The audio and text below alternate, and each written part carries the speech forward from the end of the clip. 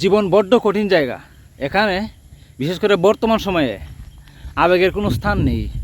আপনি দেখবেন আপনার জীবনে যদি শুধুমাত্র আবেগের উপর নির্ভর করে কোনো সিদ্ধান্ত নিয়েছেন, আপনি শতভাগ সেই সিদ্ধান্তে ঠকেছেন।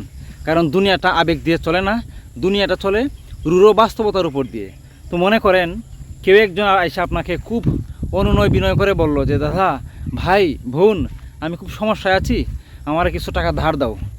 তো আপনি আবেগের তাড়না তাড়িত হয়ে তাকে কিছু টাকা ধার দিয়ে ফেললেন। যখন আপনার টাকাটা প্রয়োজন পড়িল, তখন আপনি টাকাটা তার কাছে চাইলেন, তখন দেখলেন যে না, আপনি যে আবেগের ঠেলা টাকাটা দিছিলেন, বাস্তবতা আসলে ওই আবেগের ঠেলায় চলে না। এখন আপনি টাকাটা পাইতেছেন না। এখন এমন একটা অবস্থা দাঁড়াইছে, না তো আপনি টাকাটা চাইতে পারতেছেন, না টাকাটা পাইতেছেন,